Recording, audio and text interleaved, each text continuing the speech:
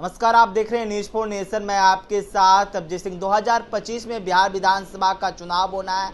इससे पहले देखा जा रहा है कि राजद के बड़े बड़े नेता हैं जो राजद को छोड़कर अब दूसरे पार्टी में शामिल हो रहे हैं। बात करें तो 2024 लोकसभा चुनाव के समय भी देखा गया कि कई जो नेता हैं वो राजद को छोड़कर जदयू में शामिल हो गए हैं। जिस तरह से बात करें कि आफाक करीम या हो बुलेम मंडल हो, ये तमाम जो नेता हैं वो राजद को छोड़कर जदयू को ज्वाइन कर लिए हैं। तो वहीं जो श्याम रजक हैं वो कल राजद से को इस्तीफा दे दिए। इसी बात करने के लिए हमारे साथ हैं निर्दलीय एमएलसी हेमेश्वर सिंह। सर, कैसे देख रहे हैं जिस तरह से राजद में भगदड़ मची हुई है, जो तमाम बड़े बड़े नेता हैं वो राजद को छोड़कर जा रहे हैं, ऐसा क्यों लग रहा है कि राजद तवज्जो नहीं दे रही है नेताओं को? हो सकता है तो जो उन लोगों को महत्व नहीं मिल रहा हो या मान स्वाभिमान पर चोट पहुंचा हो, क्योंकि मामूली तानाशाही उस कार्यालय में नहीं है।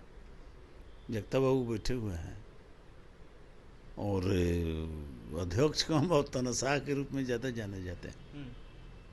तो हो सकता है कि मन मर्यादा पर स्वाभिमान पर चोट पहुंचा हो नेताओं को, यानी कि आप या इस्तेमाल कर लिया गया हो, फिर इनकी पूछ नहीं हो। लेकिन जिस तरह से श्याम रजक ने इस्तीफा दिया है तो कई मुहावरे की बात कहे हैं कि हम मुहावरे के खिलाड़ी नहीं, ऐसे शतरंज के इस तरह के मुहावरे लेकर छोड़े हैं।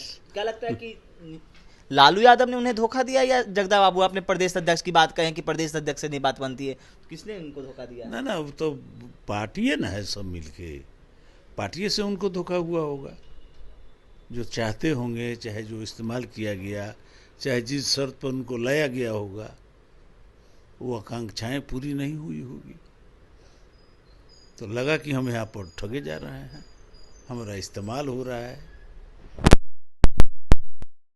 अपना राह अपना चुन लिए, राजनीति में तो होते रहा। लोकसभा चुनाव के समय भी देखा गया कि बुलो मंडल जो बड़े नेता कहे जाते हैं अपने क्षेत्र के, और आफाक करीम जो उनको राज्यसभा ने भेजा गया दोबारा, वो भी छोड़कर जदयू के शामिल हो गए। तो क्या लगता है कि आरजेडी बहुत काफी कमजोर होती जा रही है? मैंने जिस हिसाब से लोग जा रहा है उससे तो लग रहा है ये कि कमजोर कड़ी साबित होगा आने वाले दिन में। जो विधानसभा के चुनाव होगा, निश्चित रूप से जब पार्टी के कार्यकर्ता टूटेंगे या बड़े नेता टूटेंगे जिनका प्रभाव है, तो एक व्यक्ति से पार्टी चलता नहीं है। एक परिवार हो चाहे एक व्यक्ति हो, वो पार्टी नहीं रह जाता है, वो तो पारिवारिक पार्टी हो जाता है। तो मान लीजिए कि लोग गया और मान लीजिए इन लोगों का मान मर्यादा प्रतिष्ठा नहीं रहा, स्वाभिमान पर चोट पहुंचा, तो इन अपना राह चुन लिया है।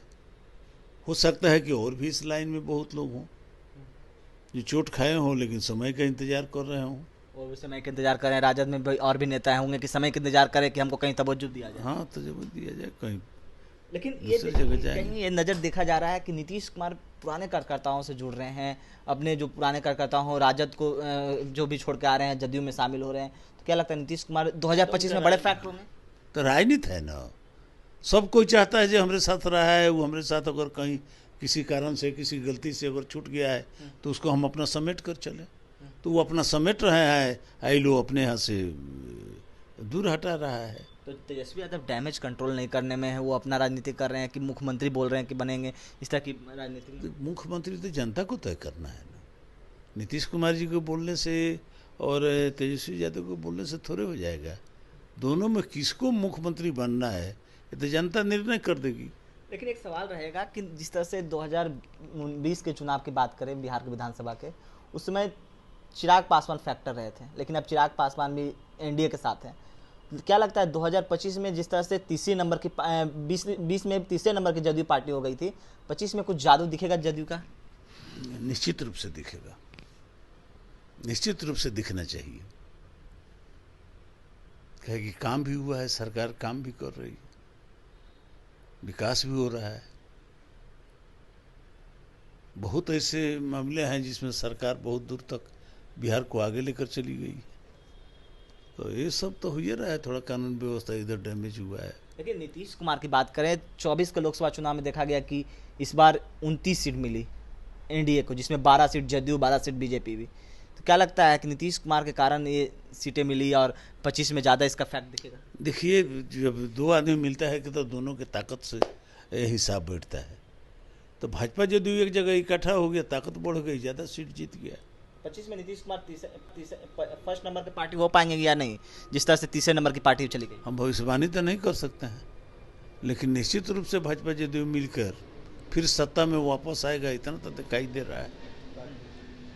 तेजस्वी क्या है, आरजेडी जिस तरह से डैमेज कंट्रोल करने के लिए क्या कुछ लगता है रणनीति बना पाएगी? जिस तरह से M22 समीकरण की बात करें तो हिना साहब को जोड़ने की कोशिश की जा रही है, हिना साहब को साधने की कोशिश की जा रही है। वहाँ विद्वान लोग बैठा है एक से एक।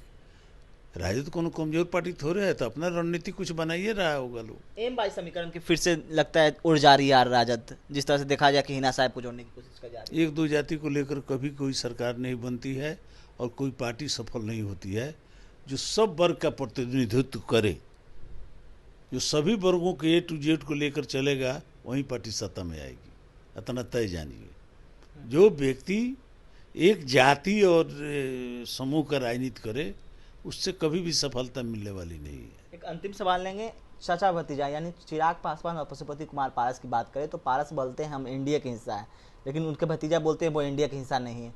दिलीप जायसवाल मुलाकात करते हैं पारस जी से, तो क्या लगता है कि दोनों चाचा भतीजा में आपसी रंजी?